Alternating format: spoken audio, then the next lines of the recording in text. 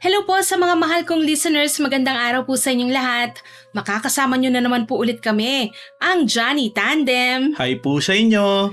At ako na naman po ulit ang inyong tagapagsalaysay, si Miss Winnie, at ito ang ating kwento.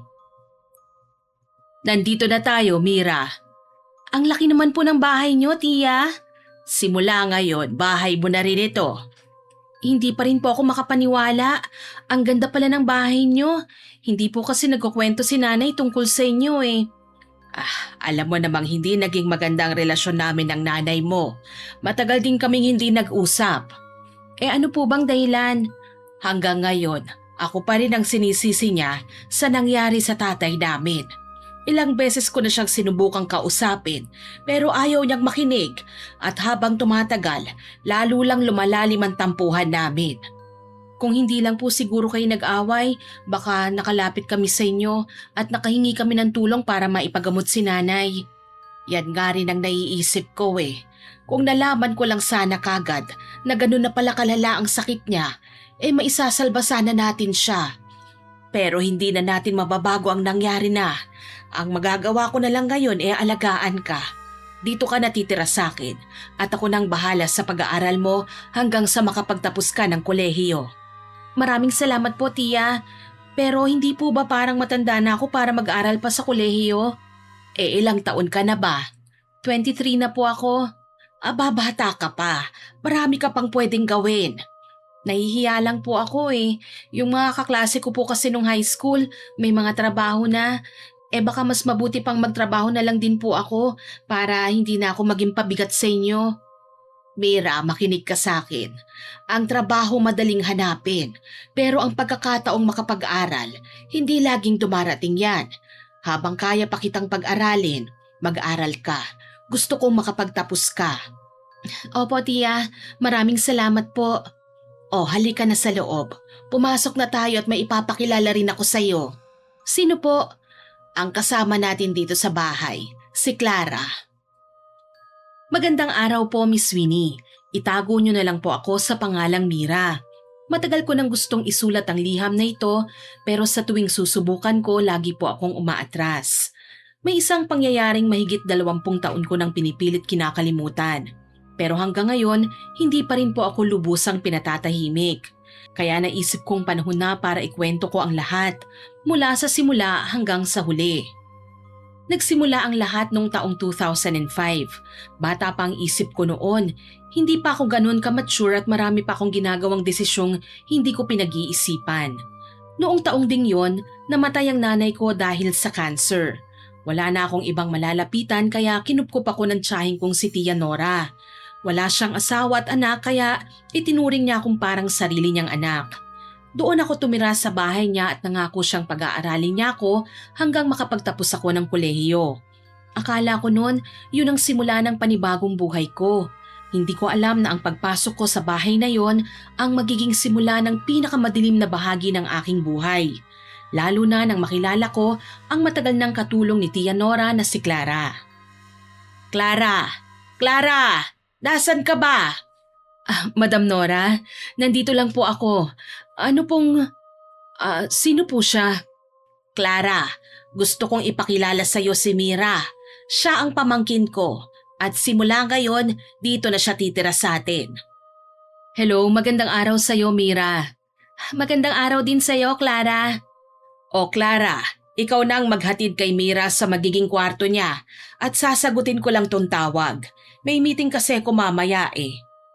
Opo, Madam Nora. Saan po bang magiging kwarto niya? Doon na lang siguro sa bakanteng kwarto katabi ng kwarto ko.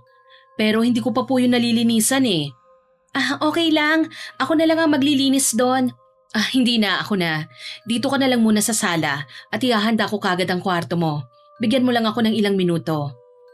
Sige. Maraming salamat. Siya, aalis na muna ako ha.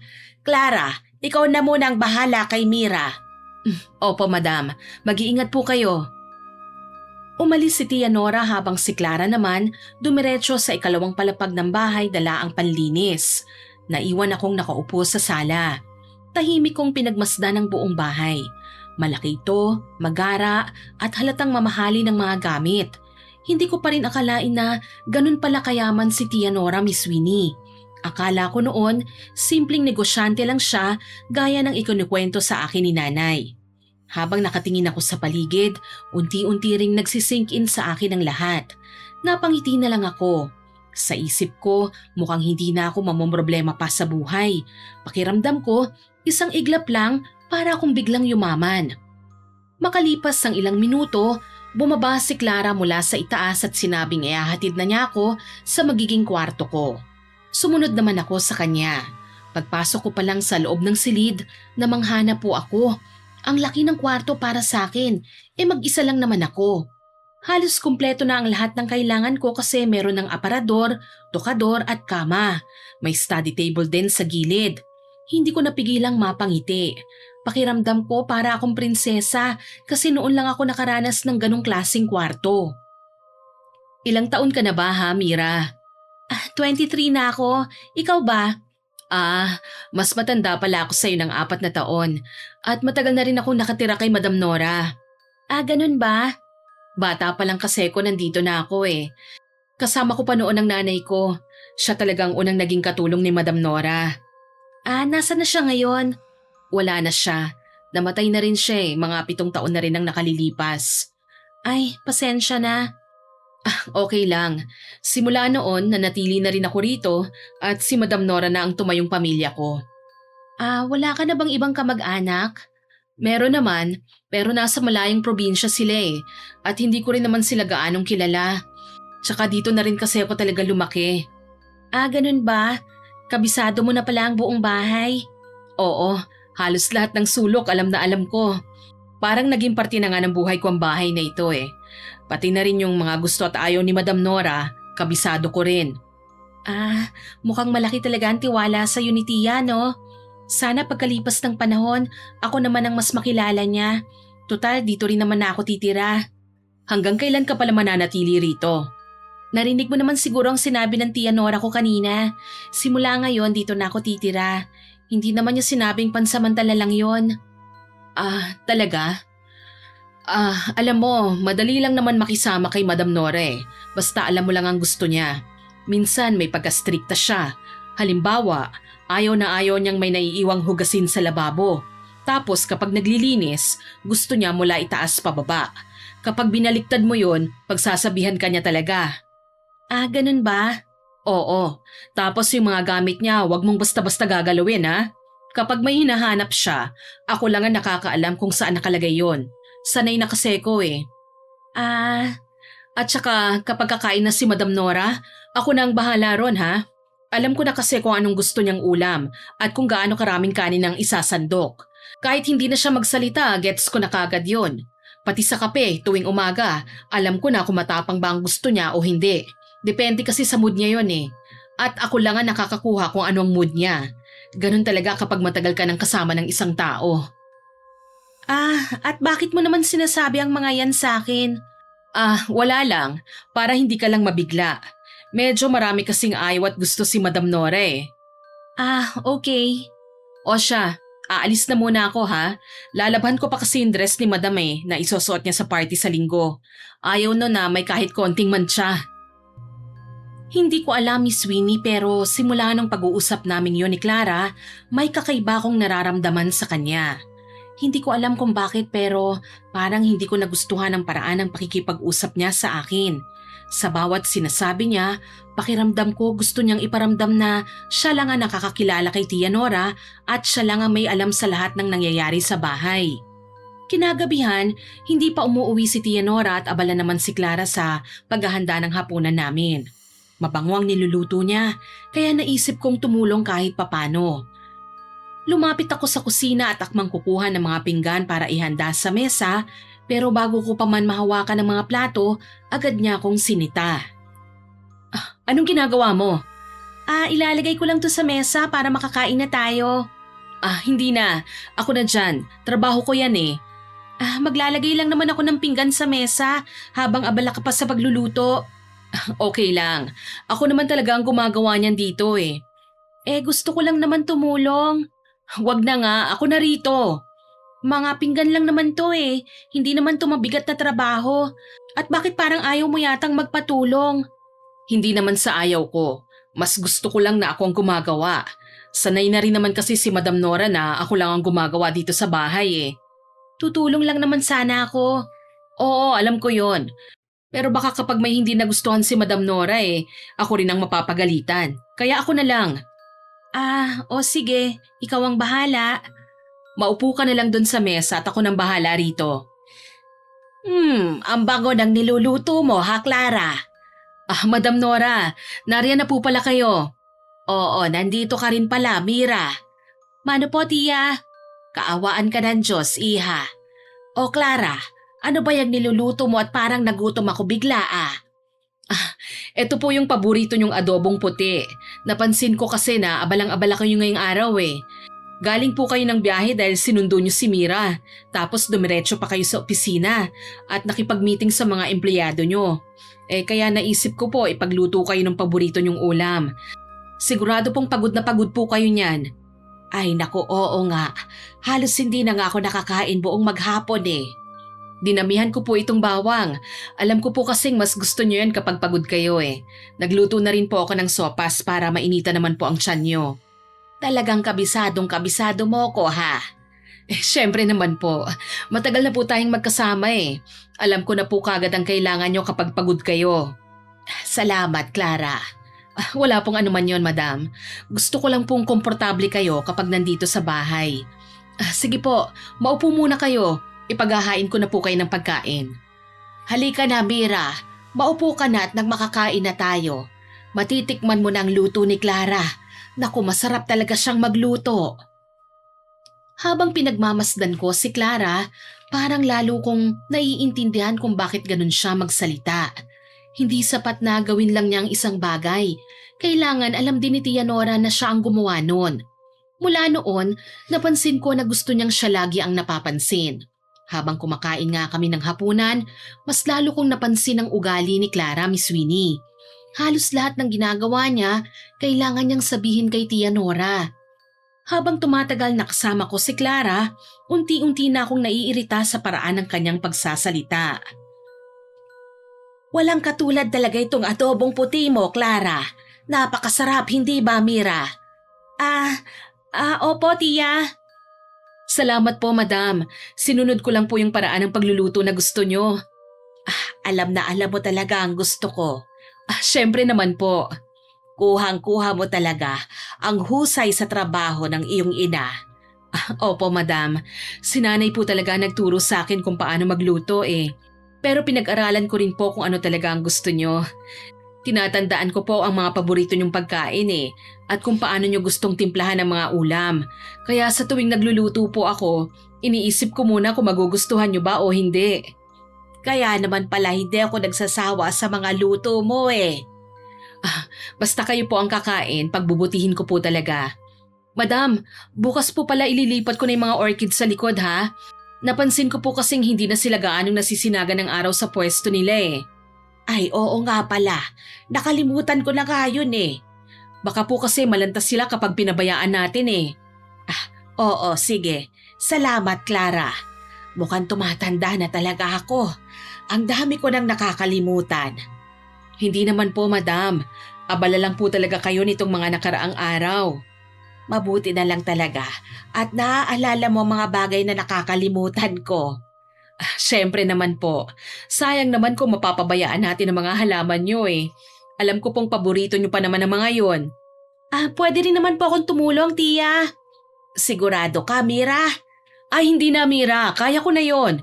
At saka mas kabisado ko mga orchids ni Madam Baka kasi kapag hinawakan ng hindi green thumb bigla na lang malanta. Ako kasi green thumb ang kamay ko Yun ang sabi ng nanay ko. Kaya madali ko raw nabubuhay ang mga halaman. Ay, kung ganon, may green thumb din pala ako. Ako rin kasi nag-alaga ng mga bulaklak ni nanay noon At namumukadkad talaga ang mga yon. Sobrang ganda nga nilang tignan At saka wala din naman akong gagawin bukas. Iba kasi ang mga orchids, Mira. Medyo sensitibo ang mga yun matututo rin naman ako kung tuturuan mo ko. Hindi sa ayaw kitang tumulong pero ayoko lang na masira ang mga halaman. Paborito yun ni Madam kaya hindi ko pwedeng ipagkatiwala sa iba. Pasensya ka na talaga ha? Hindi ko naman yun sisirain.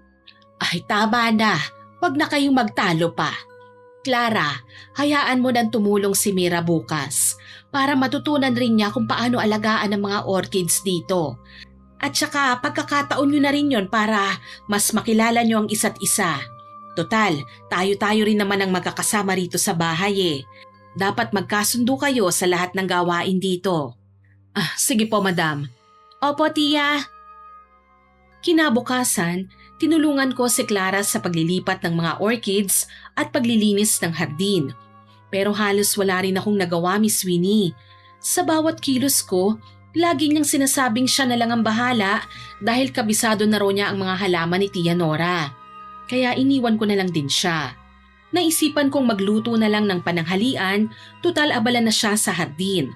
Marunong din naman akong magluto dahil tinuruan ako ni nanay noong nabubuhay pa siya. Habang nagluluto ako, hindi ko inaasahang uuwi pala ng tanghali si Tia Nora para sa bahay mananghalian. Kaya lalo kong pinagbutihan ang pagluluto. Pero nang malaman ni Clara na sa bahay pala kakain si Tia Nora, dali-dali siyang pumasok sa kusina at nagulat nang makitang ako ang nagluluto. Oh, anong ginagawa mo, Mira? Nagluluto ng pananghalian. Bakit? Bakit ka nagluluto? Bakit hindi? Wala naman kasi akong ginagawa eh at naisipan ko na ako na lang ang magluto. Sana sinabihan mo muna ako. Oh, bakit? Kailangan ko pa bang ipagpaalam sa iyo ang mga gagawin ko? Hindi naman sa ganon. Ang gusto ko lang sabihin, ako na kasi ang nakasanayang naghahanda ng pagkain dito sa bahay eh. Gusto ko lang naman tumulong. Alam ko, pero baka hindi magustuhan ni Madam Nora ang luto mo eh. Mapili siya sa mga pagkain kinakain niya. Hindi pa nga niya natitikman eh. Pinapangunahan mo na siya kagad. Dahil kilala ko si Madam Nora. Ilang taon ko na siyang nakakasama rito sa bahay. Kung ganon, ang sinasabi mo, wala na akong karapatang magluto, ganon ba? Hindi ko naman sinabi yon. Pero parang yun ang gusto mong iparating eh. Mira, wag mo sanang mamasamain ito ha. Ang gusto ko lang, masanay ka muna rito sa bahay. Masanay saan? Sa bawat gusto kong gawin, lagi mong sinasabing ako na ang gagawa. Trabaho ko kasi ito eh. Alam kong trabaho mo ang lahat ng gawaing bahay dito. Pero hindi naman ibig sabihin no na hindi ako pwedeng tumulong ano? Hindi kita pinagbabawalang tumulong. Ang sa akin lang, baka hindi maging masaya si Madam Nora kapag ibang lasa ng ulam. O baka ikaw lang ang hindi masaya kapag hindi ikaw ang gumawa. Anong ibig mong sabihin? Simula kasi nang dumating ako rito, parang ayaw mong maiba kang kasama sa ginagawa mo eh. Lahat na lang gusto mo ikaw ang gagawa. Dahil responsibilidad ko nga ang bahay na ito. Responsibilidad mo? O gusto mo lang ipakita na ikaw lang ang kayang gumawa ng lahat? Wala akong sinasabing ganyan. Pero dahil sinimulan mo na ang pagluluto mo, tapusin mo na lang. Iahanda ko na lang ang mesa. Maya-maya pa nakahanda na rin ang pananghalian. Inihain ko na sa mesa ang niluto kong pakbet. Sa totoo lang, Miss Winnie, gusto kong matikman yun ni Tia Nora eh. Hindi dahil gusto kong purihin niya ako. Gusto ko lang mapatunayan na kaya ko rin pong magluto, na hindi lang si Clara ang marunong at hindi lang siya ang laging napapansin sa bahay na yon. Ikaw ang nagluto nitong pakbet ha, Mira? Opo, Tia. Kumusta po ang lasa? Ang sarap nito ha. Hindi ko alam na marunong ka palang magluto. Maraming salamat po, Tia. Tinuruan po kasi ako ni nanay na magluto eh. Masarap po kasi siyang magluto, kaya gusto niyang matutunan ko rin yon. Oo, naaalala ko ng mga bata pa kami. Siya ang laging nasa kusina. Ang sarap mong magluto. Naisipan ko na tuloy na baka pwede tayong magbukas ng restaurant. Ay, nakakahiya naman po. Hindi naman po pang restaurant tong kakayahan ko sa pagluluto eh. Tama ka nga, Mira. Masarap naman tong pakbet mo, pero hindi yan pang restaurant na level na luto. Pero masarap siya ha, promise. Kaya lang parang sumobra yata sa asin eh. Di po ba bawal sa inyong maalat, madam? Sinabihan na po kayo ng doktor nyo tungkol dyan eh. Ay, oo nga pala no.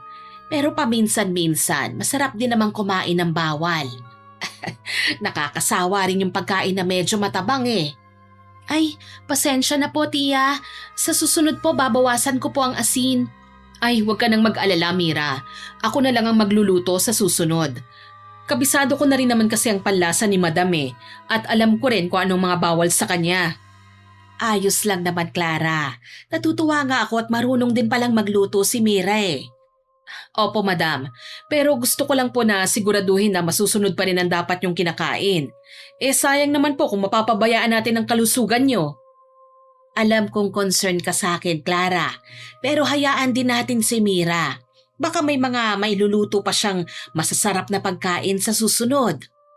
Sige po, Madam. Matapos ang pananghalian, pakiramdam ko lalo na namang nadagdagan ang pagkainis ko kay Clara. Pakiramdam ko, Miss Winnie, sa bawat gusto kong gawin lagi na lang siyang kumukontra. Habang tumatagal ako sa bahay ni Tia, lalo akong napupuno ng inis dahil sa ugali ni Clara. Hindi ko na kayang sarilinin ang nararamdaman ko.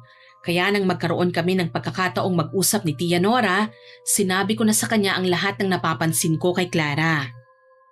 Tia, may gusto po sana akong sabihin sa inyo Ano yon, Mira? Tungkol po sana ito kay Clara. Oh, bakit? Ano bang meron sa kanya? Tia, napapansin ko po kasi na parang ayaw niya akong tumutulong sa gawaing bahay Lahat na lang po ng gusto kong gawin, inuunahan niya. Kahit simpleng paghahain lang at pagluluto, may sinasabi po siya. Parang ayaw niyang may ginagawa ako. Ay, ganun lang talaga si Clara. Pero habang tumatagal po pakiramdam ko po gusto niyang ipakitang siya lang ang marunong sa bahay na ito Hindi naman, Mira. Matagal na kasi siyang nakatira dito Halos buong buhay niya umiikot na sa bahay na ito. Kaya nasanay na rin siyang siya ang gumagawa ng lahat ng gawain dito. Pero naiirita po talaga ako sa kanya. Naiintindihan kita. Pero pagpasensyahan mo na lang muna siya. Wala na rin kasi siyang ibang mundong ginagalawan kundi ang bahay na ito Baka naninibago lang din siya sa'yo sa pagdating mo. Tia, bakit hindi niyo po pala siya pinag-aral? Sinubukan ko naman. Ilang beses ko nga siyang kinausap at gusto ko talaga siyang pag-aralin. Pero ayaw niya talaga. Mas gusto niyang manatili rito at gumawa ng gawaing bahay. Hindi ko na rin siya pinilit dahil parang masaya naman siya sa ginagawa niya. Ganun po ba?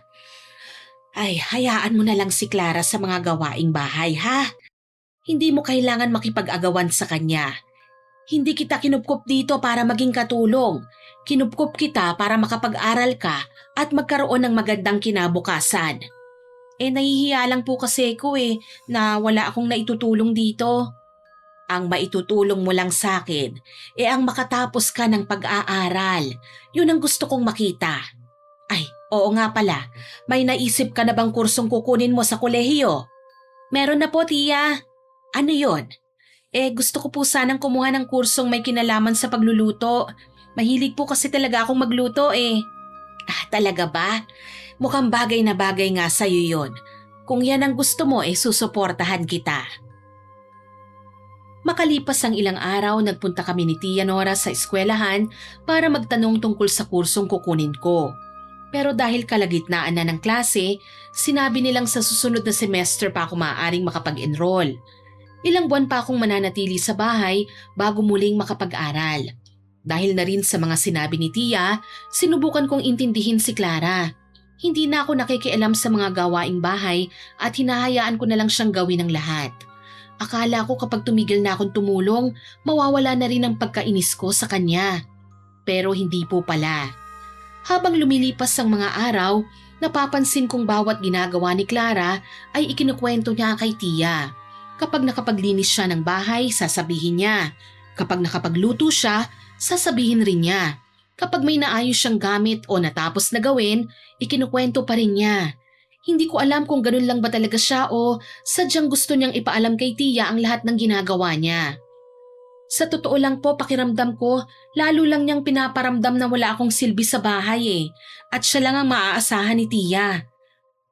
Alam kong sanay na siya sa mga gawain sa bahay ni Tia, pero hindi pa parang sumobra naman ang pagiging pabida niya? Ganun pa man, pinili ko na lang manahimik. Ayoko rin magkaroon ng gulo sa bahay. Pero dumating ang isang pangyayari, Miss Winnie, at tuluyang umubos yon ng pasensya ko. Attorney Lim, kayo ho pala yan. Magandang hapon po. Magandang hapon din, Clara. Kumusta ka na? Mabuti naman po. Tuloy po kayo. Ay, magandang hapon po, Miss Nora. Magandang hapon din, attorney. Akala ko mamaya ka pa darating. Maupo ka na muna rito. Ay, salamat po. May dinaanan kasi ko dyan sa kabilang barangay. Kaya naisipan ko pong dumiretso na lang dito. Sandali. Parang may bagong mukha yata rito sa bahay nyo ah. Oo, pamangkin ko. Si Mira. Anak siya ng kapatid kong si Lisa. Magandang hapon po, attorney. Magandang hapon din. Ikaw pala yung kinikwento ni Miss Nora na pamangkin niya. Ang ganda mo naman palang bata. Manang-mana ka sa tiya mo ha. Maraming salamat po. Kailan ka ba dumating dito, Iha? Mahigit 2 buwan pa lang po ako rito. Dito na muna siya titira habang nag-aaral siya. Mabuti naman. May kasama ka na rin sa bahay, Miss Nora. Bakit po? Nandito rin naman ako, attorney ah. Ay, oo nga pala. Ang ibig kong sabihin, may pamilya na rin kasama si Miss Nora sa bahay. Opo, pero matagal na rin naman po kami magkasama ni Madam. Halos pamilya na rin po ang turingan namin. Ay, oo naman, totoo rin yan. Magkakapamilya kaming lahat dito. Anyway, eto na yung papipirmahan ko po sa inyo, Miss Nora. Sige. Nako, nasan ko na naman ba nailapag ang salamin ko? Nasa ibabaw po ng piano, Madam. Doon niyo po naiwan kaninang umaga pagkatapos niyong magbasa ng dyaryo. Ay, oo nga pala. Ako na lang po ang kukuha. Ay, salamat, Clara. Hindi ko na naman maalala kung saan ko nailagay ang mga gamit ko eh. Okay lang po yun. Sanay na rin naman po ako eh. Kaya kapag may hinahanap kayo, inaalala ko rin kung saan niyo huling ginamit. Ikaw talaga, Clara. Hanggang ngayon, ikaw pa rin ang nakakaalala ng lahat, ha? Ay naku, kailangan po attorney eh. Minsan po kasi kahit hindi na magsabi si Madam, alam ko na kagad ang kailangan niya. Ay oo, totoo yan. Kapag umaga po, alam ko na kung anong tasa ang gusto niyang gamitin sa kape. Kapag hapon naman po, alam ko na rin kung saan niya gustong umupo para magpahinga. Kaya po kapag may kailangan siya naihahanda ko na kagad. Napakamasikaso mo naman pala. Gusto ko lang pong maging maayos ang lahat para po kay Madam. Totoo ngang parang pamilya na rin ang turingan nyo. Totoo yan. Hindi na iba sa akin si Clara. Kilalang kilala niya na ako eh. Oh, eto lang ba yung pipirmahan ko ha? Itong document din po na ito, Miss Nora. Ganun ba? Oo, sige. Hindi ko maintindihan, Miss Winnie. Nung umpisa, ako pa ang kinakausap nila. Ako ang pinakilala ni Tia Nora. Pero maya-maya lang, si Clara na ang laman ng usapan. Parang kahit anong mangyari, sa kanya pa rin umiikot ang lahat. Unti-unti kong naramdaman na sa bahay na yon, kahit naroon ako, si Clara pa rin ang pumapapel sa lahat ng bagay. Si Clara pa rin ang laging bida. Miss Nora, tuloy pa rin po ba yung dinner natin sa susunod na Sabado? Kasama yung mga investors galing Davao? Oo, tuloy na tuloy yon. Nakausap ko na rin sila kahapon at nakaschedule na rin daw sila rito sa atin. Saan niyo po ba sila dadalhin? Sa anong hotel po ba? O kaya restaurant? May alam akong magandang restaurant ngayon eh. Ay, wag na. Dito na lang sa bahay. Mas komportable rito at mas makakapag-usap tayo ng maayos. Sige po. Talaga po, Madam? Dito po sa bahay? Oo, Clara. Ilan po bang magiging bisita nyo? Mga 8 tao lang siguro yon. 8 po? Ay nako, sige po. Pag-iisipan ko na kagad ang ihahanda natin para sa kanila. Dapat po iba-ibang ulam para marami silang pagpipilian. Wag mo na munang masyadong isipin yon, Clara. Matagal pa naman ang Sabado eh. Ay hindi po pwede, Madam. Mahalagang bisita po sila eh. Gusto ko pong maging maayos ang lahat. Pati po ang mesa, mga plato, baso, pati na rin po ang mga bulaklak sa mesa, sa sala. Aasikasuhin ko po lahat yon. Ikaw talaga, Clara, oh. Malayo pa. Pinaplano mo ng lahat, ha? Ay sayang naman po kung magmamadali pa kami sa mismong araw. Tsaka mas gusto ko pong handa ng lahat bago pa sila dumating. Kaya kampante akong dito na lang sila papupuntahin. Dahil sa'yo yon, Clara. Madam, ako na rin po ang mamamalengke ha. Mas maganda pong ako mismo ang pipili ng mga lulutuin natin. Sige, ikaw na ang bahala. Iaasa ko na rin ang paghahanda sa'yo. Opo, wag po kayong mag-alala. Gusto ko pong maging perpekto ang lahat para maging maganda ang dating sa mga bisita nyo. May isang linggo pa bago dumating ang araw ng Sabado. Pero abalang-abala na si Clara sa paghahanda, Miss Winnie. Halos araw-araw, bumababa siya sa bodega sa basement para kumuha ng mga gamit. Isa-isa niyang nililinis ang mga lumang plato, baso, kubyertos, serving tray at mga vase na lalagyan ng bulaklak. Pinipili na rin niya ang mga tablecloth, napkin at iba pang dekorasyon na gagamitin sa hapunan. Halos buong bahay ay paulit-ulit niyang nililinis at inaayos na para bang napakalaking okasyon ng darating. Habang pinagmamasdan ko siya, naisip ko na kapag natapos ang hapunang yon, paniguradong siya na naman ang mapupuri ni Tia. Siya na naman ang bibigyang pansin at kagigiliwan. At sa totoo lang, Miss Winnie, hindi ko na alam kung bakit ganun kalaki ang epekto nun sa akin. Habang abala si Clara sa pagpili ng mga kurtinang gagamitin sa okasyong yon, lumapit ako para magbigay ng opinyon ko. Parang mas bagay yung blue. Hindi, mas bagay yata itong yellow. Yellow na lang ang ilalagay ko. Masyadong masakit sa mata kapag yellow eh. Hindi naman ah. Ito na ang ginagamit namin ni Madam tuwing may bisita. Kaya nga siguro pwedeng iba naman ngayon. Ay hindi na. Alam ko na kung anong gusto ni Madam eh. Alam mo, nakakapagod din pala no. Kahit anong sabihin ko, parang may mas maganda ka na kagad na isasagot. Hindi naman sa kinukontra kita. Hindi mo man sabihin, ganun naman ang pinaparamdam mo sa akin. Hindi nga kita kinukontra. Pinipili ko lang kung ano ang mas babagay. O baka mas gusto mong ikaw lang lagi ang nasusunod. Hindi naman sa ganon, Mira. Mas kabisado ko lang ang bahay na ito. Ay, yan na naman tayo sa mas kabisado mo eh. Totoo naman eh. Ilang taon na ako rito. Kaya malamang kabisado ko na ang lahat dito. Pero hindi ibig sabihin nun, wala nang karapatang magsabi ang ibang tao. Mira, kung gusto mong tumulong okay lang. Pero wag mo namang baguhin ang mga nakasanayan na rito. Nakasanayan? O gusto mo lang sa lahat ng desisyon sa'yo manggaling? Kung yan ang iniisip mo, bahala ka. Basta para sa akin, mas bagay ang dilaw na kurtina. Bahala ka na nga. Ano bang pinag-uusapan nyo dyan, ha? Wala po, Madam. Nagbigay lang po ng opinyon si Mira sa kurtina na gagamitin. Pero nakapagdesisyon na po kaming kulay dilaw na lang po ang gamitin. Ganun ba? Maganda nga itong yellow. Mas maliwanag tignan ng sala kapag yan ang nakasabit. Yun din nga po ang naisip ko, Madam eh.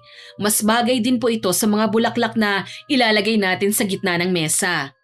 Oo nga at saka mas bagay rin sa kulay ng dingding natin. Opo, tama po yun. Kaya naisip ko rin pong ilabas na rin yung gold na table runner para magtugma ang lahat. Ay, magandang ideya nga yan. Mamaya po, susubukan ko ng ayusin para makita natin kung babagay bang lahat. Sige, ikaw na ang bahala. Siya, aalis na ako ha. May meeting pa kasi ko eh. Sige po, Madam. Mag-iingat po kayo. Nakita mo na, Mira? Bagay nga ang dilaw. Sinabi ko naman sa'yo eh. Nagustuhan din ni Madam, hindi ba? Di ikaw na. Wala na akong sinabi. Kumulo ang dugo ko ng mga sandaling yon, Miss Winnie. Pumunta na lang ako sa kwarto ko para magpalamig. Ayoko munang makita si Clara dahil pakiramdam ko, konting salita pa niya, baka tuluyan na akong mawalan ng pasensya at hindi makapagpigil sa pwede kong gawin at sabihin sa kanya. Dumating nga ang araw ng Sabado, Miss Winnie. Ang araw na pinakahihintay ng lahat, lalo na ni Clara. Maaga pa lang gising na siya. Halos hindi na siya nagpahinga sa dami ng inasikaso niya. Paulit-ulit niyang chinecheck ang mesa, inaayos ang mga bulaklak, pinupunasan ang mga bintana, inaayos ang mga kurtina at tinitiyak na malinis ang bawat sulok ng bahay. Paminsan-minsan bumababa pa siya sa bodega para kumuha ng kung ano-anong gamit na kakailanganin sa salo-salong magaganap ng hapunang yun. Kahit gusto kong umiwas sa kanya, tumulong pa rin po ako. Nag-ayos ako ng mga plato, nagdala ng mga baso at naghahanda ng mga kubyertos. Pero halos lahat ng gawain ko inuunahan pa rin niya. Kapag may bubuhatin ako, inaagaw po niya. Kapag may inaayos ako, uulitin na naman niya. Pakiramdam ko, hindi siya naghahanda para sa mga bisita eh. Para siyang nakikipagpaligsahan po sa akin kung sino ang mas maraming nagagawa sa bahay na yon. Clara, 10 tao pa lang darating ngayon. Ay nako, kulang po pala tayo ng isang upuan, madam. At saka kulang din po ang naihanda ko sa mesa. Ako nang maghahanap ng upuan. Ay hindi, ako na. Parang may ekstrang upuan pa yata dun sa may likuran o kaya sa bodega. O sige, bahala na kayong dalawa. Siguraduhin nyo lang na maayos na ang lahat bago dumating ang mga bisita, ha? Opo, madam. Huwag po kayong mag-alala. Aakyat na muna ako, ha? Magpapalit lang ako ng damit at mag-aayos na. Ilang oras na lang kasi nandito na sila. Opo, madam. Mag-ayos na po kayo ng sarili nyo. O sige. Mira, pakitulungan mo si Clara, ha? Opo, tiya. Nagpunta si Clara sa likurang bahagi ng bahay para tignan kung may ekstrang upuan. Pero wala siyang nakita ron. Maya-maya, dumiretso siya sa bodega ng basement. Tahimik lang akong nakasunod sa kanya. Hinayaan ko siyang maghanap ng upuan sa loob. Hindi ko alam kung anong pumasok sa isip ko ng mga sandaling yon, Miss Sweeney. Kinabig ko po ang pinto. Sira ang doorknob, kaya kapag isinara yon siguradong maglalak at hindi mabubuksan kapag hindi tuluyang sinira. Ilang segundo akong natigilan habang nakatitig sa pinto. Ang lakas ng tibok ng puso ko. Alam kong pwede ko siyang hindi pagbuksan lalo na't galit na si Clara sa akin. Sinisigawan niya akong pagbuksan ko siya ng pinto pero hindi ko po yun ginawa. Tumalikod ako at nagmamadaling umalis. Ang nasa isip ko lang noon, ikulong siya sa bodega at ako ang mag-asikaso sa mga bisita. Balak ko rin naman siyang pakawalan pagkaalis ng mga bisita namin eh.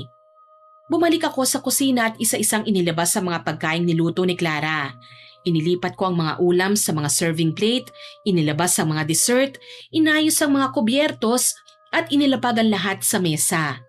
Alam kong ilang sandali na lang darating ng mga bisita ni Tia Nora. Kaya ipinagpatuloy ko na lang ang paghahanda na para bang walang nangyayari. Ilang minuto ang lumipas, bumaba si Tia mula sa kanyang kwarto. Dumiretso siya sa kusina at pinagmasdan ang mga pagkaing nakahain sa mesa. Oh, Mira, nasaan si Clara? Ay, hindi ko po alam, Tia eh. Naghahanap pa po siguro ng upuan. Ay, hindi na pala kailangan yon. Katatawag lang sa akin ni Mr. Ramos. Hindi na raw makakarating yun isa naming kasama. Ganun po ba? Saan na po kaya si Clara? Ay, baka nasa kapitbahay dumiretso ah. Minsan kasi kapag may kulang na upuan, dun muna siya nangihiram. Kilala ko naman si Clara. Hindi yun titigil hanggat hindi kompleto ang lahat. Maya-maya lang siguro babalik na yon. Ganun po ba? Sige po. Ilang minuto ang lumipas, dumating na ang mga bisita ni Tia kasama si Attorney Lim. Abalang-abala ang buong bahay. Isa-isa ko silang sinalubong, inihatid sa mesa at inasikaso ang lahat ng kailangan nila. Ako rin ang nagdala ng mga inumin, nagdagdag ng mga plato at kubyertos at naglinis ng mesa tuwing may natatapos kumain. Ilang beses ding napapansin ni Tia at ni Attorney Lim na wala si Clara. Paminsan-minsan nagtatanong sila kung nasaan na siya pero pare-pareho lang po ang isinasagot ko. Hindi ko alam kung saan siya nagpunta. At dahil naging abala na rin silang dalawa sa pagtanggap sa mga bisita, hindi na rin nila yun gaanong pinansin. Masayang nagkwentuhan ang mga bisita. Nagustuhan nila ang mga pagkain inihanda at paulit-ulit na pinupuri ang magandang pagtanggap sa kanila. Ipinakilala rin ako ni Tia sa bawat isa sa kanila. Isa-isa silang nakipagkamay sa akin at nakipag-usap. Sa una pong pagkakataon mula nang tumira ako sa bahay na yon, Miss Sweeney, pakiramdam ko ako naman ang napansin nila.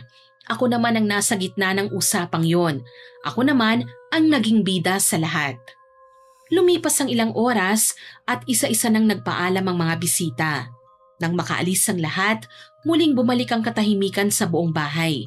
Naiwan pa noon si Attorney Lim dahil may kailangan pa silang pag-usapan ni Tia. Oo, Attorney. Bahala ko na talagang ibenta yung buong building na yun eh. Sana magawan mo ng paraan. Opo, Miss Nora. May ilan na rin akong naiisip na pwedeng kausapin. Baka sa mga susunod na linggo, may maibigay na po akong magandang balita. Mabuti naman. Maraming salamat ha. You're welcome po. Pero Hindi ko yata talaga nakita si Clara buong gabi ah. Excited pa naman yun. Kaya nga kanina ko pa nga rin siya hinahanap. Hindi naman ugali nun na mawala ng walang paalam Ay Mira, hindi mo ba talaga siya napansin kanina? Ay hindi rin po tiye. Akala ko nga po nasa labas lang siya o baka may hiniram sa kapitbahay. Hanggang ngayon ba, nasa labas pa rin siya? Hindi ko nga rin po alam Baka may importante lang na inasikaso. Kilala naman natin si Clara Responsable yun. Kaya malamang, mahalagang bagay ang inasikaso niya. Kaya nga ako nagtataka Kahit aalis lang yun ng sandali nagpapaalam naman yun sa akin. Huwag muna kayong masyadong mag-alala, Miss Nora. Siguro naman, maya-maya lang babalik din siya. Sana nga. Mukhang uulan na po yata. Mauuna na po ako bago pa ako abutan sa daan. Ay sige, attorney. Maraming salamat ulit sa pagpunta, ha? Sige po, mauna na po ako. Mag-iingat ka, attorney, ha? Ay, nasa na ba kasi si Clara? Saan ba nagpunta yon? Ay, hahanapin ko po siya sa labas, tiya. O sige, mag-iikot-ikot din ako sa buong bahay. Sige po, tiya. Lumabas ako ng bahay at nagpanggap na hinahanap ko rin si Clara kahit alam ko namang nasa bodega lang siya. Naglakad-lakad ako sa bakuran at sumilip pa sa labas ng gate para walang magduda. Sa totoo lang wala akong pagsisisi sa ginawa ko Ang nasa isip ko lang noon, ilang oras lang naman siyang nakakulong doon sa kwartong yon. Sapat na siguro yon para maranasan din niyang hindi siya ang sentro ng lahat at hindi lang sa kanya umiikot ang mga usapin. Ilang sandali pa bumalik ako sa loob ng bahay. Pagpasok ko sa sala, tumambad sa akin si Clara. Umiiyak siya habang kaharap si Tia Nora. Halatang gulong-gulo at takot na takot pa rin siya sa nangyari. Pagkakita pa lang niya sa akin, agad siyang tumayo. Kita ko sa kanyang muka ang matinding galit. Ikaw ang may kagagawa nito! Ano bang pinagsasabi mo dyan? Ikaw ang naglock sa akin sa bodega. Wala akong alam sa mga pinagsasabi mo, no? Tia, ano bang sinasabi nitong si Clara? Huwag ka nang magsinungaling pa. Wala namang ibang tao na pwedeng gumawa nun sa akin Tama na, huwag mo na kayong magbangayan. Tia, ano po bang nangyari? Habang nag-iikot kasi ko sa bahay, narinig kong may sumisigaw sa basement. Hinahanap ko kung saan nanggagaling yun. Nung binuksan ko ang bodega, dun ko nakita si Clara. Nakulong siya sa loob. At siya po ang may gawa nun sa akin. May basihan ka ba para pagbintangan ako, ha? Paano mo nasabing ako nagkulong sa'yo doon? Kasi wala namang ibang tao rito na kayang gumawa nun sa akin bukod sa'yo. Hindi yan totoo. At sinong maniniwala na kusa na lang nagsara at naglakang pinto, ha? Hindi ko na problema yun, ano? Bakit mo ginawa yun, ha, Mira? Ano bang ginawa kong kasalanan sa'yo? Sinabi ngang hindi akong gumawa nun. Sinungaling ka. Dahan-dahan ka sa pananalita mo, ha? Hindi ako titigil hanggat hindi mo inaamin. Ay, tama na. Tumigil na nga kayong dalawa. Ano bang nangyayari, ha? Madam, siya talagang... Clara, tumigil ka na muna. At ikaw, Mira, hindi natin alam kung ano talaga nangyari sa basement. Hindi ko rin naman alam kung sino nagsasabi sa inyo ng totoo. Pero madam, hindi pa ako tapos. Basta, ang importante ngayon, nakalabas ka na, Clara. Nandito ka na at yun ang isipin natin. Pero hindi ko po pwedeng basta nalang palampasin yon, madam. Hindi ko sinasabing palalagpasin natin yon. Pero hindi rin tayo dapat magturuan nang wala tayong pruweba. Ay, nakakapagod ang gabing ito. Naging maayos nga ang hapunan, pero umabot pala sa ganito. At saka hindi ko maintindihan kung bakit hindi kayo magkasundong dalawa Patawad po, Tia. Ilang araw ko na kayong napapansin Konting bagay, nagkakainitan kayo. Ayoko ng ganito sa bahay, ha? Kung sino man ang nagsara ng pintong yon, kung aksidente man yon o sinadya, malalaman din natin yan. Pero sa ngayon, tigilan niyo muna itong bangayan niyo, ha? Opo, madam. O sige na, masyadong mahaba na ang gabing ito. Pumunta na kayo sa mga kwarto niyo. Magliligpit lang po muna ako ng pinagkainan, Tia. Ako na ang gagawa nun. Magpahinga ka na. Pagod ka na sa dami ng ginawa mo ngayon. Mira, pumasok ka na sa kwarto mo. Hayaan mo na lang na si Clara ang gumawa sa kusina. Opo, tiya. Bumalik ako sa kwarto ko. Tahimik akong naupo sa gilid ng kama at pilit na inalis sa isip ko ang nangyari. Hanggang sa mga oras na yon, wala pa rin akong nararamdamang pagsisisi. Ang nasa isip ko kasi, Miss Winnie, ilang oras lang naman siyang nakulong doon at wala naman akong balak na saktan siya. Ilang sandali pa, may kumatok sa pinto ng kwarto ko. Pagbukas ko, si Tia Nora ang nakita ko. Mira, pwede ba kitang makausap? Tia, ano po yon? Pasok po kayo. Gusto ko lang linawin ang lahat. Gusto lang kitang tanungin kung ikaw ba ang naglakay Clara sa bodega. Ay, hindi po. Hindi ko po yun ginawa, ano? Ay, hindi na kita pipilitin kung yan ang sagot mo. Pero gusto ko lang sabihin na matagal ko nang kilala si Clara, ha? Halos dito na siya lumaki sa bahay. Nung nabubuhay pa nga ang nanay niya, magkasama silang nagtatrabaho rito. Nung mawala ang nanay niya, ayaw na niyang umalis. Ilang beses ko pa siyang sinabihang mag-aral, maghanap ng ibang trabaho o bumukod na. Pero ayaw niya talaga. Bakit po kaya, tiya? Kasi ito lang daw ang mundo niya. Dito na siya lumaki. Dito siya nasanay. Wala na siyang ibang alam kundi ang asikasuhin ng bahay na ito. Kaya ako napapansin mong pakialamera siya minsan. Gusto niyang siya ang gumagawa ng lahat. Hindi dahil gusto niyang kontrahin ka. Ganun lang talaga siya. Kapag may nauna kang gawin, iisipin niyang may nakalimutan siyang trabaho. Kapag may inayos ka, aayusin niya yun kagad. Hindi para kontrahin ka, ha? Kundi dahil parang sanay na kasi siya na ginagawa ang lahat ng nakasanayan na niya. Pero minsan po kasi, tiya, parang ayaw niya akong tumulong dito. Ako na nga tong nagmamagandang loob sa kanya. Naiintindihan ko. Pero sana, intindihin mo rin siya. Wala siyang sariling pamilya. Wala siyang ibang pinagkakaabalahan. Halos buong buhay niya, itong bahay lang ang inaalagaan niya. Kaya nung dumating ka siguro natakot din siya. Natakot po? Bakit naman po? Marahil, naiisip niyang baka hindi na siya kailangan dito sa bahay. Alam mo, Mira, huwag mong isipin na dahil matagal na si Clara dito, mas mahalaga na siya sa akin. Hindi ganun yun. Pamangkin kita at si Clara naman parang anak na rin ang turing ko sa kanya. Magkaiba kayong dalawa, pero pareho kayong mahalaga para sa akin. Sana dumating ang araw na maintindihan niyo ang isa't isa. Alam kong hindi kayo pareho ng ugali, pero iisa lang ang bahay na tinitirhan niyo. Kaya sana magkaintindihan kayo, ha? Sana magbigayan kayo at mag-unawaan. Opo, tiya. Naiintindihan ko po. Mabuti naman. O siya, sige na. Matulog ka na. At alam kong napagod ka sa pag-aasikaso ng mga bisita kanina. Sige po, kayo rin po. Magpahinga na rin po kayo, tiya. Pakiramdam ko alam na ni tiya ang totoo, Miss Winnie. Hindi na lang niya ako pinilit pa. Pero kahit ganon, hindi pa rin ako umamin.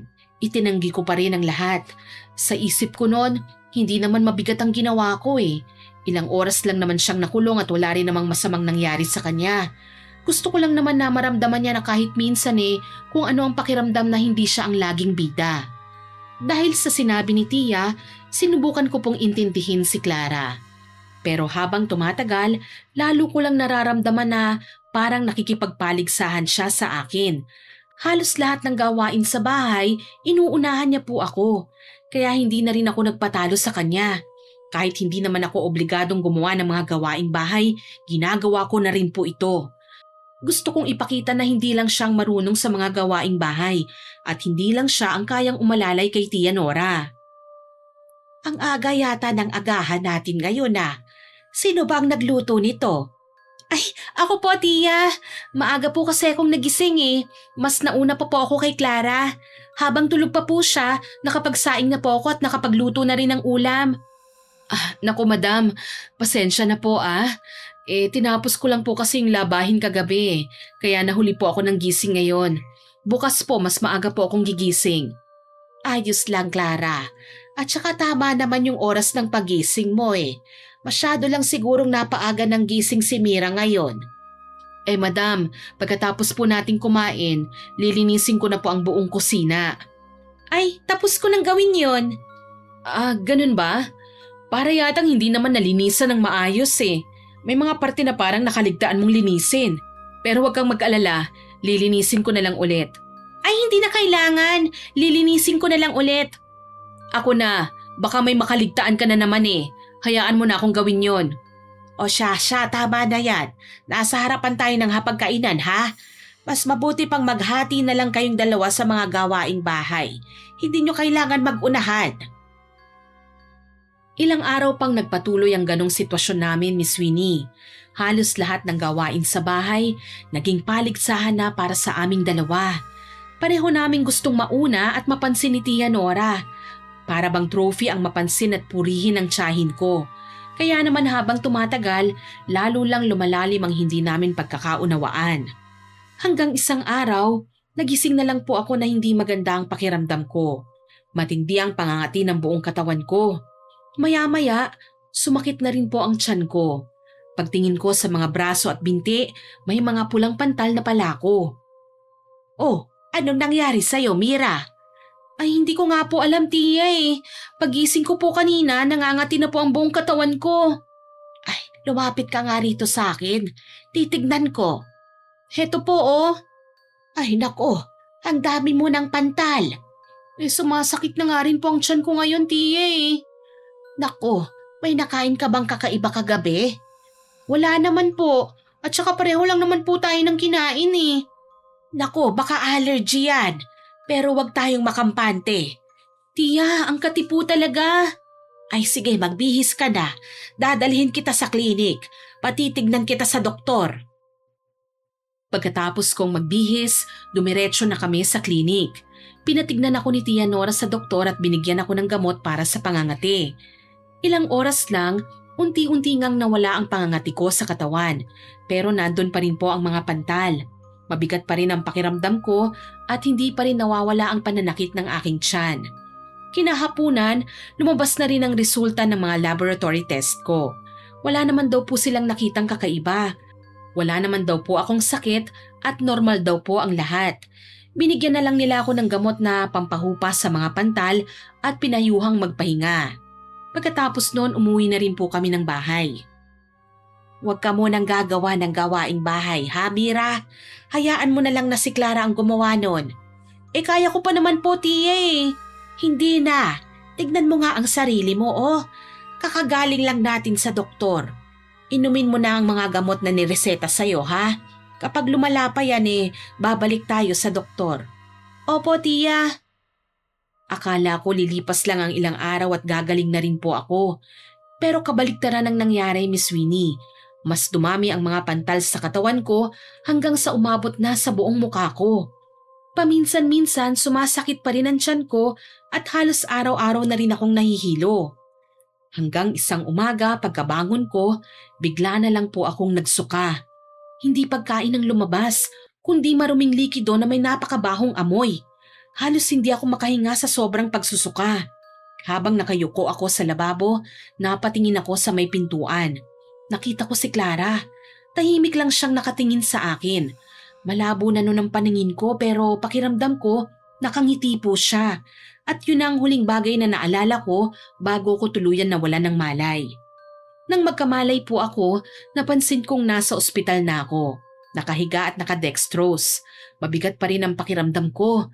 Parang wala na rin po akong lakas. Paglingon ko sa gilid, naroon si Tia Nora. Tahimik lang siyang nakaupo at halatang magdamag akong binantayan. Ay, Mira, mabuti at nagising ka na. Anong nararamdaman mo ngayon, ha, Iha? Mabigat pa rin po ang pakiramdam ko, Tia. Ang sabi ng doktor, baka stress lang daw ang nangyayari sa'yo. May ilang test na rin silang ginawa. Hihintayin na lang natin ang resulta. Tia, may sasabihin po ako sa inyo. Ano yun? Parang may hinala po ako eh. Hinala? Anong hinala? Pakiramdam ko po, parang may ginagawa yatang masama si Clara sa akin. Ha?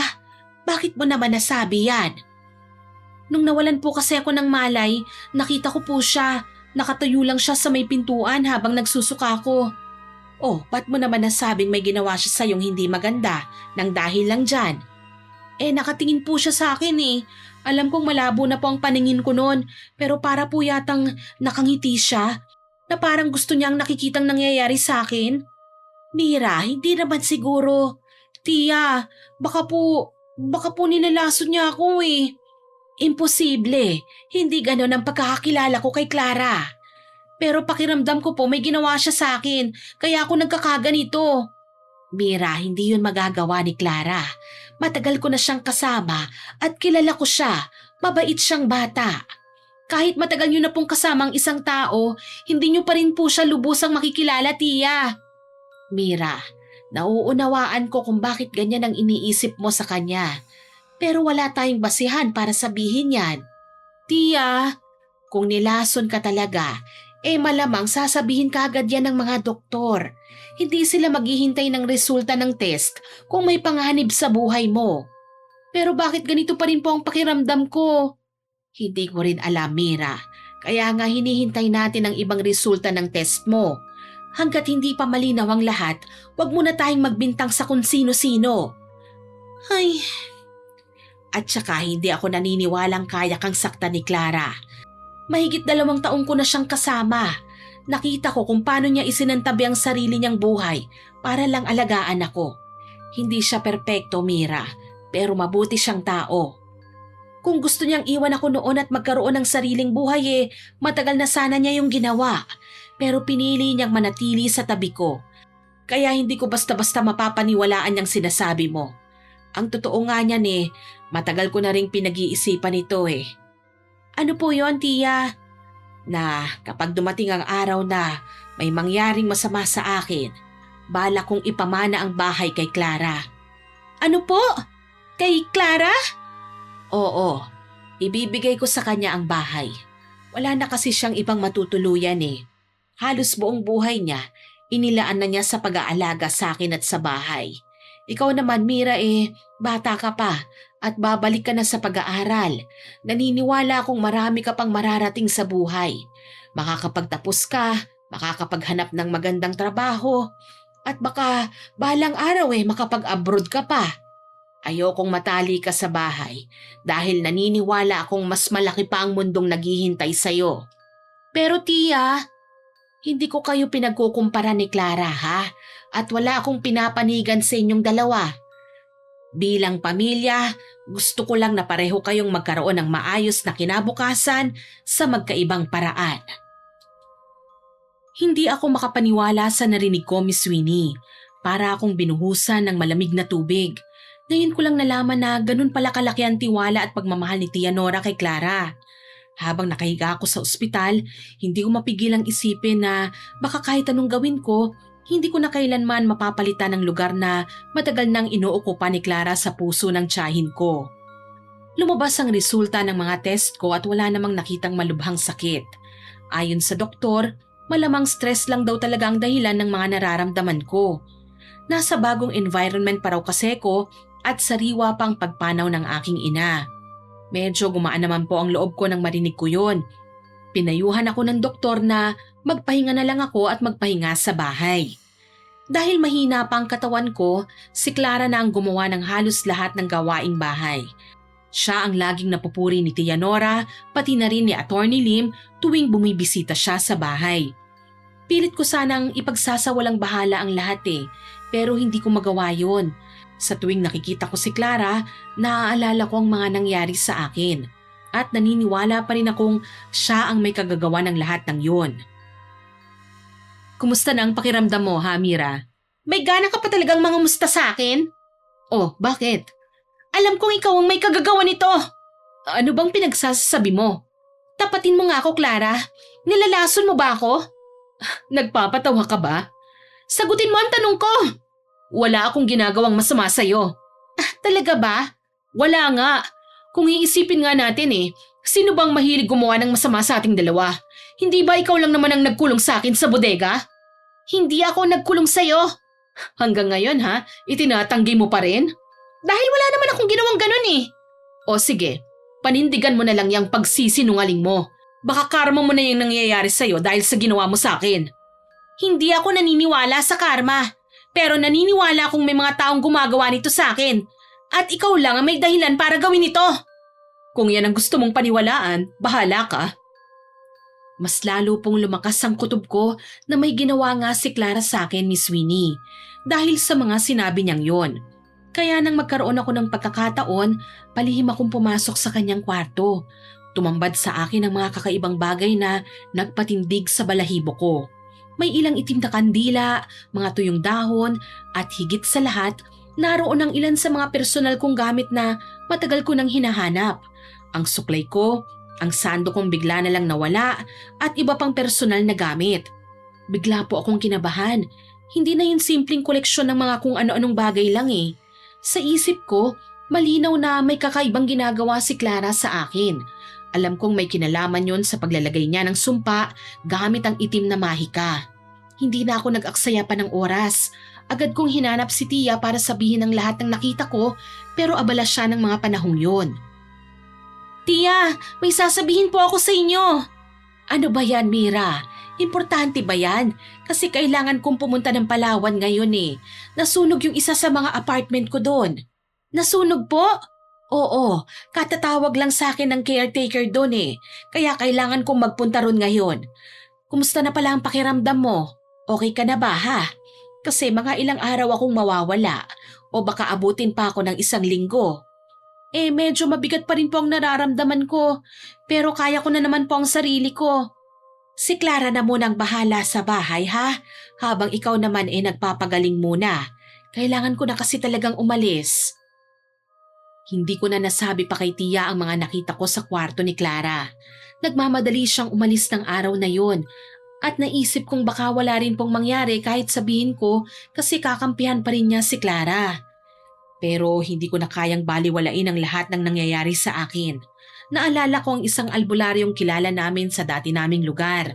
Agad ko siyang pinuntahan para humingi ng tulong. Sa unang tingin pa lang daw niya, sinabi niyang may palatandaan na nabarang daw po ako. Nang magpatawas nga ako, sinabi niyang hindi pa gaanong malakas ang barang dahil hindi pa bihasa ang gumawa noon sa akin. Ayon pa sa kanya, ang taong may kagagawan noon ay isa lamang sa mga kasama ko sa bahay. Doon ko na ikinuwento ang tungkol sa mga itim na kandila, mga tuyong dahon at sa mga personal kong gamit na nakita ko sa kwarto ni Clara. Dahil doon, kumbinsido ang albularyo na si Clara nga ang may gawa nun sa akin. Nagsagawa siya ng orasyon at pinainom ako ng halamang gamot. Sinabi niyang makalipas lang ng ilang oras mawawala rin ang bisa ng barang at unti-unti ring maglalaho ang mga pulang pantal sa katawan ko sa mga susunod na araw. Matapos po nun, umuwi na rin ako at agad kong hinarap si Clara. Isa kang demonyo! Ano bang sinasabi mo dyan? May lahi ka talagang demonyo! May lahi kang mambabarang! Hindi ko alam ang sinasabi mo dyan. Huwag ka nang magbulag-bulagan pa. Alam kong pinabarang mo ko. Saan mo naman nakuha ang kabaliwang yan? Nakita ko ang mga itim na kandila, pati mga tuyong dahon sa kwarto mo. At ang mga gamit kong matagal nang nawawala, nasa kwarto mo rin. Pumasok ka sa kwarto ko? Oo, at doon ko nakitang lahat ng ebidensya laban sa'yo. Wala kang karapatang halughugin ang mga gamit ko. Huwag mo nang ilihis ang usapan. Isa kang mambabarang, Clara. Tumigil ka, Mira. Hindi mo alam ang mga sinasabi mo. Ah, hindi? Kung hindi ka mambabarang, bakit nasa kwarto mo ang mga gamit ko? Hindi ko kailangang magpaliwanag sa isang taong naghahanap lang naman ng masisisi. Ah, ganon ha? Tumakbo ko papunta sa kwarto ni Clara. Dali-dali naman siyang sumunod para pigilan ako.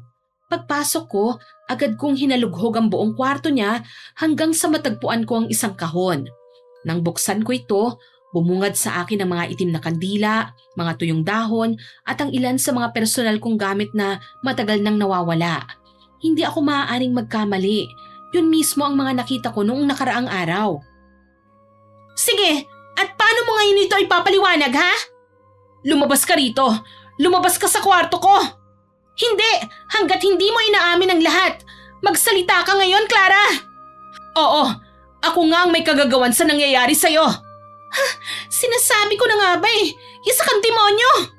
Wala akong balak patayin ka. Gusto ko lang matakot ka para hindi ka na rin makialam dito sa bahay. At bakit? Ano bang ginawa ko sa'yo, ha? Dahil natatakot ako. Mula nang sabihin ni Madam Nora na dito ka titira, hindi na ako mapakali. Araw-araw kong iniisip na baka dumating ang panahon na hindi na niya ako kailanganin pa. Ikaw ang pamangkin niya. Ako, katulong lang ako. Hamak na utusan lamang. Wala na akong ibang mapupuntahan pa eh. Wala na akong ibang pamilya. Kapag nawala pa sa akin si Madam Nora, wala nang matitira sa buhay ko. Kaya oo, natakot ako. Natakot akong isang araw palayasin niya ako sa bahay na ito at mawala ang tanging pamilyang meron ako. Kaya binarang mo ako? Ayokong masapawan mo ako kay Madam Nora. Kaya ginawa kong lahat, pumapil sa lahat ng gawain dito. Sinabi niya sa akin noon na balang araw, sa akin niya ipapamana ang bahay na ito. Hindi dahil gusto ko ang bahay niya, pero sinabi niya yon dahil alam niyang kapag nawala siya, wala na akong ibang matutuluyan. Kapag may nangyari kay Madam Nora, saan ako pupunta? Wala na akong mapupuntahan pa. Kaya natakot ako. Natakot akong dumating ang araw na magbago ang isip niya dahil nandyan ka na. Mas lalo ako natakot nung ikinulong mo ako sa bodega. Habang nasa loob ako ng bodega, doon ko naisip na gusto mo na talaga akong alisin sa bahay na ito. Kaya bago mo pa ako tuluyang mapaalis dito, inunahan na kita. Yun lang ang alam kong paraan para ipagtanggol ko ang sarili ko At paano mo naman natutunan ng pambabarang ha? Alam ba ito ni Tia? Hindi niya alam. Bago namatay ang nanay ko, itinuro niya sa akin ang pambabarang. Sabi niya gamitin ko lang yon kapag may taong gustong manakit o umagaw ng lahat sa akin. Hindi ko akalaing darating ang araw na magagamit ko ang ipinamana sa akin ni Inay. Wala kang kasing sama! At sino bang unang gumawa ng masama sa ating dalawa ha? Hindi ba't ikaw ang nagkulong sa akin sa bodega? Oo, ako nga. At ginawa ko lang yon para tumigil ka na sa pagiging mapapel mo. At ako pa ngayon ang sinisisi mo ha? Ang kapal ng mukha mo. Gusto mo kasi ikaw ang laging bida. Pero sa totoo lang, katulong ka lang naman dito. Hindi ko na po napigilan ang galit ko nung araw na yon, Miss Winnie. Nakapagsalita ako ng hindi maganda sa kanya. At minaliit ang tungkulin niya bilang kasambahay ng tiyahin ko. Hindi pa po ako nakontento. Sumugod ako kay Clara. Nagtulakan kami hanggang sa mawalan siya ng balanse. Malakas siyang bumagsak at tumama ang likod ng ulo niya sa gilid ng mesa. Napahawak siya sa kanyang ulo habang napapangiwi sa sakit. Maya-maya, nakita kong umaagos ng dugo sa ulo niya. Para siyang nahihilo at halos hindi na makatayo. Sa halip na matakot ako sa nangyari, lalo lang po akong nagalit. Kinaladkad ko siya palabas ng kwarto habang nangihina pa siya. Sa tingin ko, nawalan pa siya ng malay noon, pero humihinga pa rin naman siya. Dinala ko po siya sa basement at ikinulong sa bodega. Ilang sandali pa, unti-unti siyang nagkamalay. Nangihina niyang itinaas ang kanyang ulo at dahan-dahan niya akong tinignan. Huwag mo tong gawin sa akin, Mira! Hindi! Dito ka muna! Hindi kita pakakawalan hanggat hindi nakakauwi si Tia. Hindi ko alam kung ano pang kaya mong gawin habang malaya ka. Hindi ako papayag na saktan mo ko ulit. Huwag! Pakiusap, Mira! Kapag dumating si Tia, malalaman niya ang totoo. At kapag nakita niya ang lahat ng ebidensya, hindi ka na makakapagsinungaling pa. Huwag, Mira! Itigil mo na to! Isinara ko kagad ang pinto ng bodega. Sa totoo lang, Miss Winnie, natakot ako noon kay Clara nang malaman kong marunong siyang mambarang. Kaya naisipan kong ikulong siya sa bodega para hindi makatakas. Hindi ko alam kung ano pang kaya niyang gawin sa akin habang wala si Tia Nore. Kahit sinabi ng albularyo na mahina pa ang barang na kaya niyang gawin, hindi pa rin po ako nakampante. Ayokong magkaroon pa siya ng pagkakataon para saktan ako. Lumipas ang 2 araw. Tumawag si Tia sa telepono at sinabi niyang pauwi na siya. Sinabi ko ring may mahalaga akong sasabihin at may ipapakita ko sa kanya pagdating niya rito sa bahay. Marami pa sana siyang gustong itanong pero sinabi kong mas mabuti na lang na sa personal na lang kami mag-usap. Lumipas pa ang 1 araw pero hindi pa rin po siya nakakauwi. Kinabukasan, nakatanggap po ako ng tawag mula kay Attorney Lim at kasabay nun ang balitang tuluyang nagpabago sa takbo ng buhay ko. Hello? Hello po? Ikaw ba to, Mira? Ako nga po ito. Ako to, si Attorney Lim. Ay, Attorney Lim, kayo ho pala. Magandang umaga po sa inyo.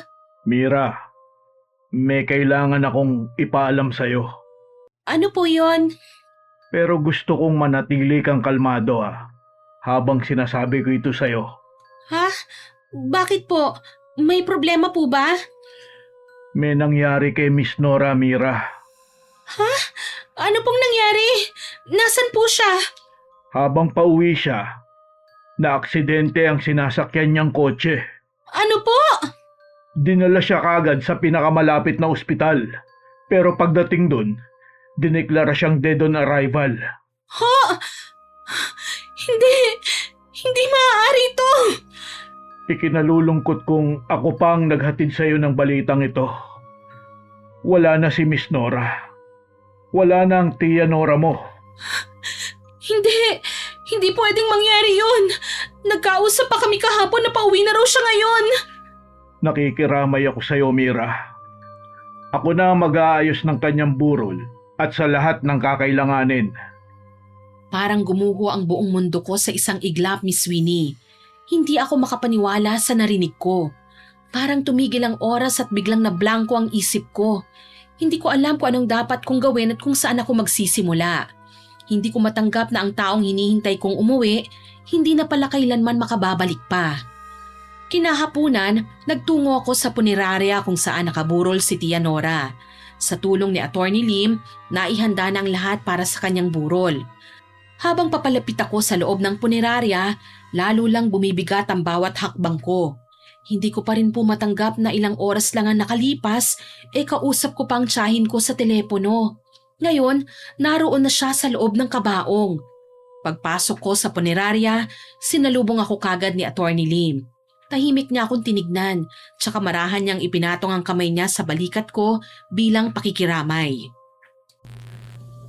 Alam kong mabigat pa rin sa pakiramdam. Nagulat din ako sa biglaang pagpanaw niya. Napakabait na tao ni Miss Nora.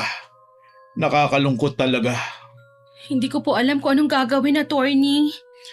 Naiintindihan kita. Mas makabubuting dito na lang natin siya sa punerarya iburol kasi siguradong maraming tao ang makikiramay. Mas accessible dito kaysa dun sa bahay nyo. Pero kung gusto mo talagang dun sa bahay nyo, pwede naman natin siyang ilipat kagad eh. Kayo na po ang bahala, Attorney. Parang hindi ko po kayang magdesisyon ngayon eh. Kumusta si Clara? Anong naramdaman niya nang malaman niya? At saka, parang hindi mo rin yata siya kasama. Ha? Si Clara po? Hindi ko po alam eh. Hindi ko alam kung nasan siya. Nawala na naman ba siya? Umalis na lang po siya bigla at hindi na umuwi simula nung araw na umalis si Tia. Ganun ba? Kung ganun, hindi pa niya alam kung ano nangyari kay Miss Nora. Opo Anyway, pagkatapos ng burol, kailangan natin mag-usap ulit tungkol sa mga ari-arian ni Miss Nora. Pati na ang bahay at lupa niya. Bahay at lupa? Oo, pero kailangan ko munang ayusin yun bago ko sabihin sa'yo. Tsaka wag na muna natin pag-usapan yan ngayon. Alalahanin muna natin ang burol ni Miss Nora. Siguradong maraming darating na makikiramay dahil maraming nakakakilala sa kanya. Sige po, Attorney. At sana umuwi na rin tong si Clara. Sigurado kong masasaktan yun ng gusto kapag nalaman niya ang nangyari. Sa mga sinabi ni Attorney Lim, mas lalo pang gumulo ang isip ko. Napakaraming bagay ang sabay-sabay na pumasok sa isipan ko at hindi ko na alam kung anong dapat kong unahin. Dahil sa biglaang pagkamatay ni Tia, naisip kong baka mapunta nga kay Clara ang buong bahay. At kapag pinalaya ko siya sa bodega, paniguradong palalayasin niya ako. Saan ako pupunta? Sa dami ng dapat kong isipin sa mga oras na yun ang paulit-ulit na bumabagabag sa akin. Yun ang kinatatakutan kong mangyari. Kaya nang gabing yun umuwi ako sa bahay. Ilang oras akong nakatayo sa harap ng pinto ng bodega. Marami akong iniisip. Maraming tanong ang umiikot sa isip ko at takot na takot din ako. Hindi ko hinihinging intindihin niyo ako, Miss Winnie. Alam kong walang sapat na dahilan para sa mga ginawa ko. Alam ko naman na ang ginawa ko nung mga panahong yon ang naging pinakamalaking pagkakamali ko sa buhay. Sa halip na palayain ko si Clara, nagpunta ako sa kanyang kwarto. Kinuha ko ang kanyang bag at maleta. Inilagay ko roon ang lahat ng mga gamit niya. Pagkatapos, nagtungo ako sa likurang bahagi ng bahay at sinunog ko ang lahat ng yun. Nang maging abo na, naghukay ako sa lupa para itago ang pinagsunugan nito. Isa lang ang laman sa isip ko noon, ipamukha sa lahat na naglayas nga si Clara at hindi na bumalik pa sa bahay. Alam kong wala ako sa tamang pag-iisip ng gabing yun dahil takot ang umiiral sa akin. Naging abala ako sa burol ni Tia. Maraming taong nakiramay at marami ring nagtatanong kung nasaan si Clara. Paulit-ulit kong sinasabing naglayas na siya. Marami silang naging haka-haka tungkol sa bigla niyang pagkawala pero hindi ko na lang sila pinakinggan. Matapos mailibing si Tia, naging tahimik ang lahat. Mag-isa na lang ako sa bahay.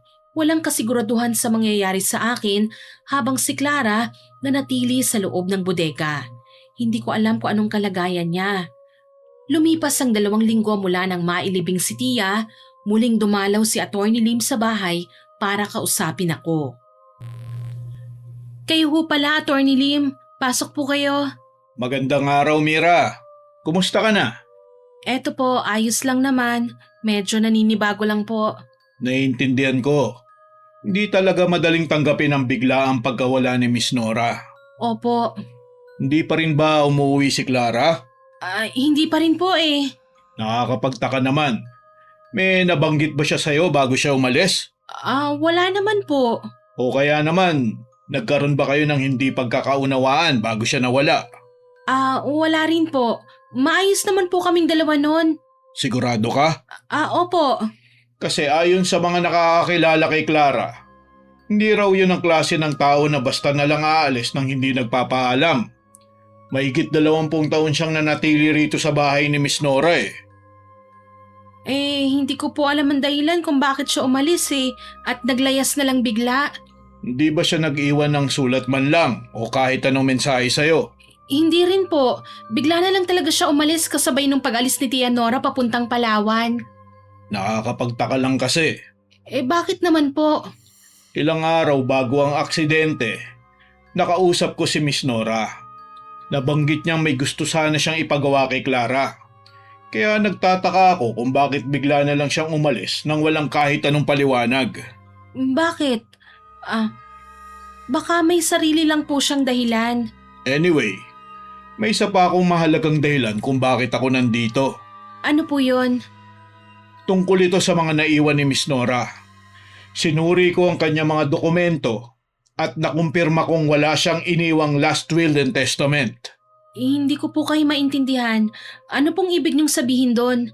Ibig sabihin, ang magiging batayan ng paghahati ng kanyang mga ari-arian ay ang batas. Dahil wala siyang asawa, anak o buhay na mga magulang, tinukoy ko kung sino ang kanyang mga legal na tagapagmana. At bilang nag-iisang anak ng namayapa niyang kapatid, ikaw ang kinikilalang legal na tagapagmana ng lahat ng kanyang naiwan. Ha? Ako po? Oo.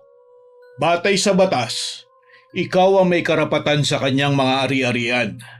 Pati po ba ang bahay na ito? Oo, pati ang bahay na ito. Paano po si Clara? Kung ang iniisip mo ay yung may karapatan ba siya sa mga naiwan ni Miss Nora, wala. Marahil nasabi ni Miss Nora sa'yo o maging kay Clara na balang araw ay ibibigay niya ang bahay sa kanya. Pero hanggang sa uli, hindi niya yun naasikaso. Wala siyang naiwang kasulatan o testamento na nagsasabing kay Clara mapupunta ang bahay. Ibig sabihin? Ibig sabihin, hindi sapat na sinabi lang yun ni Miss Nora. Kapag walang naiwang kasulatan, ang sinusunod natin ay kung ano ang tinakda ng batas. At batay doon, ikaw ang legal na tagapagmana ng lahat ng naiwan niya. Nang makaalis si Attorney Lim, bigla na lang akong napaiyak. Nanginig ang buong katawan ko habang paulit-ulit na bumabalik sa isip ko ang mga sinabi niya. Ibig sabihin, wala palang basehan ang lahat ng ginawa ko kay Clara. Wala pala siyang karapatan sa bahay. Hindi pala niya ako mapapalayas. Lahat ng kinatatakutan ko, maling akala lang pala. Pero dahil sa takot kong yon, ikinulong ko siya sa bodega, sinunog ko ang lahat ng kanyang mga gamit para palabasing naglayas siya at nagsinungaling ako sa lahat ng nagtatanong kung nasaan siya. Ilang linggo ko siyang hinayaang manatili roon nang hindi ko man lang alam kung buhay pa ba siya. Habang paulit-ulit kong iniisip ang lahat, lalo akong nilamon ng konsensya. Kung nalaman ko lang sana kagad ang totoo, hindi ko sana nagawa ang lahat ng yon. Sa unang pagkakataon, mas natakot ako sa sarili kong nagawa kesa sa lahat ng kinatatakutan ko noon. Nagmadali po akong nagtungo sa basement. Hindi pa man ako tuluyang nakakalapit sa bodega, naamoy ko na ang mabahong amoy na nanggagaling doon. Doon ko tuluyang naisip ang nagawa ko. Wala na si Clara, Miss Winnie. Pinatay ko siya. Ako ang pumatay sa kanya. Napaupo na lang ako at napaiyak. Hindi ko alam kung anong dapat kong gawin. Sa akin nga napunta ang lahat ng naiwan ni Tia Nora, pero kapalit naman ito ang napakabigat na konsensyang kailangan kong dalhin habang buhay. Hindi ko na kinaya ang bigat ng aking konsensya. Tinawagan ko si Attorney Lim at agad ko siyang kinausap. O Mira, anong problema? Bakit ka umiiyak? Tulungan niyo po ako, Attorney. Hindi ko na po alam ang gagawin ko. Kumalma ka muna. Ano ba ang nangyari? Hindi ko na po kaya. Ano bang nangyayari sa'yo? Hindi po totoo na naglayas si Clara. Ano? Hindi po siya umalis. Ikinulong ko po siya sa bodega. Mira, ano itong sinasabi mo? Natatakot po ako, Attorney. Nang mamatay si Tia, akala ko mapupunta sa kanyang bahay at makapalisin niya ako. At saktan niya ako ulit kaya hindi ko po siya pinalabas. Nasaan na ba siya ngayon? Wala na po siya, Attorney. Namatay po siya sa loob ng bodega. Pero hindi ko po sinasadya na patayin siya. Diyos ko, kaya pala may nararamdaman ako na parang mali. Tulungan niyo po ako. Nagsisisi na po ako sa ginawa ko. Tulungan niyo po ako, Attorney. Mira, makinig ka. Hindi na natin pwedeng itago pa yan. Kailangan nating ipalam kagad sa mga pulisan nangyari. Sasamahan kita at sisiguraduhin ko maipapaliwanag mo ang buong pangyayari. Kung talagang hindi mo intensyong patayin si Clara, mahalagang marinig nila ang buong katotohanan. Pero ang pinakamahalaga ngayon ay harapin natin ang nangyari. Opo, Attorney.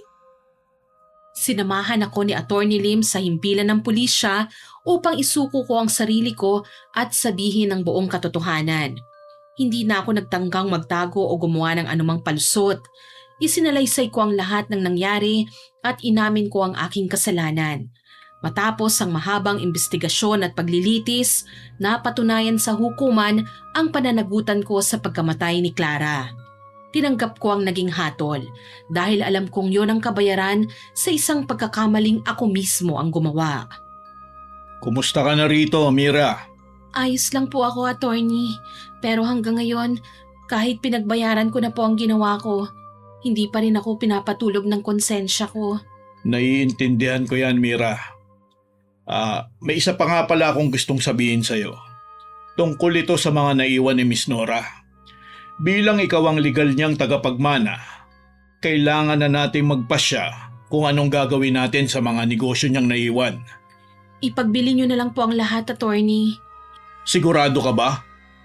Sobrang laki ng mga negosyong yun. Maaari mo pa na maipagpatuloy ang mga yun kapag nakalabas ka na rito sa bilangguan. Hindi na po, Attorney. Wala na po akong balak pang hawakan ng kahit na anong mga negosyong iniwan ni Tia.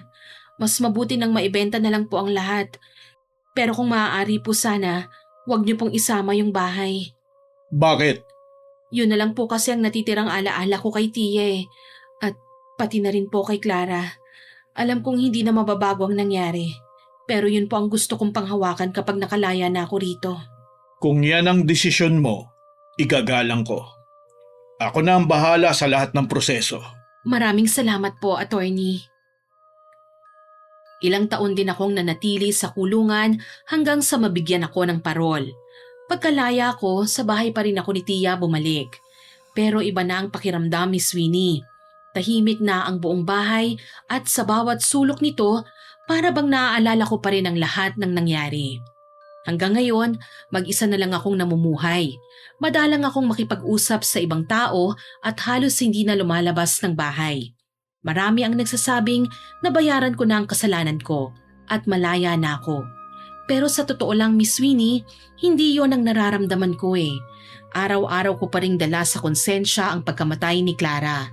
At alam kong habang nabubuhay ako, hindi ko na yon kailanman matatakasan pa at hindi ko na rin magagawang patawarin pa ang aking sarili. Alam kong huhusgahan ako ng mga taong makakarinig ng kwento ko at naiintindihan ko po yon. Hindi ko naman isinulat ang liham na ito para humingi ng awa o kapatawaran. Isinulat ko po ito dahil gusto kong ipahatid sa mga taga-subaybay nyo na may mga pagkakamaling kahit na pagbayaran mo na, habang buhay mo pa ring dadalhin sa iyong konsensya. Habang buhay mo pa ring pagsisisihan at hinding-hindi malilimutan. Makapagbigay aral po sana sa inyong lahat ang karanasang kong ito. Muli, ako po si Mira, nagpapasalamat sa inyong oras para maibahagi ang kwentong ito. Sana po nagustuhan nyo at kinapulutan ng aral ang kwentong ito ni Mira.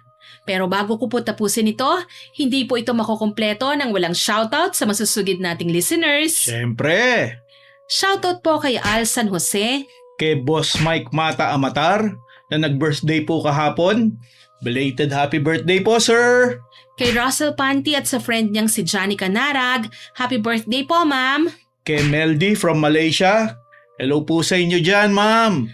At kay Yesha na nag-comment po sa Mandurugas na Tindera Upload. Ang sabi po niya, Miss Winnie, listener from Iba Sambales. Sana ma-shout out. Sobrang adik ko na sa pakikinig ng uploads nyo. Sobrang gaan ng boses mo. Ang sarap sa tenga. More subscribers to come po and continue po hanggang sa lumago ang channel mo. Susuportahan ka po namin. Salamat! Salamat po sa comment nyong yan, Ma'am Yesha. Nakakataba po ng puso. At malaking tulong po talaga ang pagsuporta nyo sa paglago ng channel namin. Yes! Kaya thank you po ulit. Maraming salamat din po sa lahat ng nakinig at nagkomento sa mga nauna naming upload. Abangan nyo pa po sana ang mga susunod naming upload at huwag kalilimutang mag-subscribe, like, share and comment sa mga stories namin. Para po mabilis nyong makita kung may bago kaming upload, pindutin nyo lang po ang notification bell para lagi kayong updated at notified.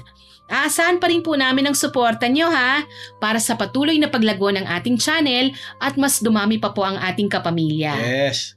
Muli ako po si Miss Winnie at kasama ko pa rin po si Sir John. Mabuhay ang Team Johnny! Nagpapasalamat po kami sa inyong walang sawang pakikinig at pagsuporta. God bless po sa ating lahat. Bye! Bye!